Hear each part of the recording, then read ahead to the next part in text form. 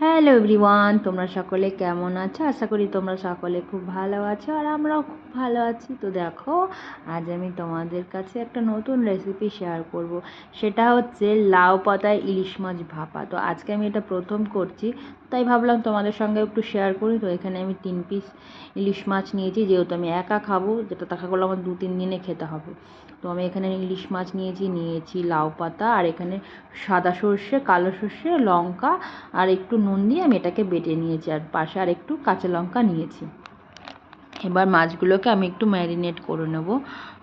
তো তোমরা কে কে এরকম লাউ পাতায় ইলিশ মাছ ভাপা খেতে পছন্দ করো আমাকে জানিও। তো এবার দিয়ে দেবো একটু হলুদ আর নুন আর সর্ষের তেল দিয়ে এই মাছটাকে আমি একটু ম্যারিনেট করে নেব।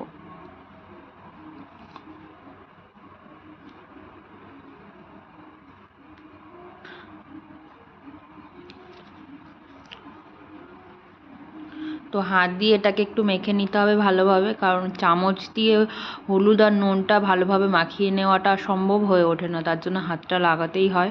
তো এখানে হাত দিয়েই আমি ডলে ডলে খুব ভালোভাবে মাছের গায়ে, আর কি মাছের গায়ে হলুদ হচ্ছে এখানে, মাছটাকে মানে ভাজার আগে গায়ে হলুদটা হয়ে যাচ্ছে। আর এখানে যে মানে সর্ষেটা বাটা নিয়েছি তার ভেতরে একটু হলুদ আর পরিমাণ মতো নুন দিয়ে এখানেই আমি ভালো করে মিশিয়ে নেব। কারণ যদি মাছের ওপরে সর্ষে বাটাটা দেওয়ার পরে নুন আর হলুদটা দিই, সেখানে ভালোভাবে হয়তো মিক্স করতে পারবো না, তার জন্য এখানেই মিশিয়ে নিলাম। তো এইবার একে একে এই মশলা মানে এই বাটাটা, সর্ষে বাটাটা মাছের ভেতরে আমি দিয়ে দেবো।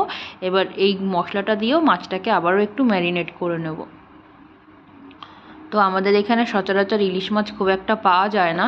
আমি এখানে একটা বাংলাদেশের দোকান থেকে গিয়ে আবার এনেছি। তো আগেও এনেছি, আজকে আবার ওই দোকানটাতে, মানে এটা পদ্মার ইলিশ, কিন্তু এবার না এই পদ্মার ইলিশটা ঠিক কেমন একটা যেন ছিল, জানি না এটার টেস্টটা কেমন হবে। তো এবার এই লাউ পাতার ভেতরে মাছগুলোকে দিয়ে একে একে আমি এটাকে মুড়ে নেব। তো এখানে আমি এক হাত দিয়ে যেহেতু ভিডিও করছি আর এক হাত দিয়ে এই কাজটা করছি, তাই জন্য একটু ঠিকঠাকভাবে তোমাদেরকে দেখাতে পারছি না।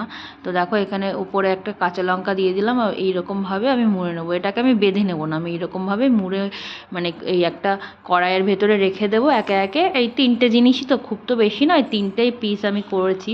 তো দেখো মুড়ে নিয়েছি, হয়তো ওপর থেকে দেখা যাচ্ছে যে পাতাগুলো উঠে আছে, কিন্তু নয়, ভেতরে আরেকটা পাতা আছে সেটা ঠিক মোড়ানো আছে, আর ওপরের পাতাটা একটু জেগে গেছে। তো এটা যখন নরম হয়ে যাবে পাতাটা পুরো আটকে যাবে। তো এই গ্যাসের ফ্লেমটা একদম অল্প রেখে, মানে একদম লো ফ্লেমে এটাকে করতে হবে। আর এটাকে আমি ঢেকে দেবো 10 মিনিটের জন্য মতো আমি ঢেকে দেবো। তারপরে দেখো 10 মিনিট পরে এসে দেখবো এটা কেমন হয়েছে।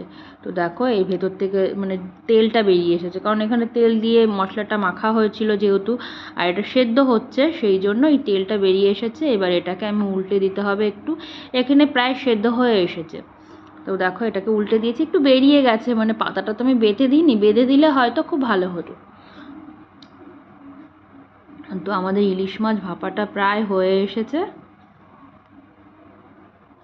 এটার নিচটা একটু হালকা লেগে গেছে, মানে সেরকমভাবে লাগেনি, একদম অল্প পরিমাণে। দেখো পাতাগুলো কি সুন্দর আটকে গেছে, বেঁধে দেওয়ার কোনো প্রয়োজন নেই এখানে।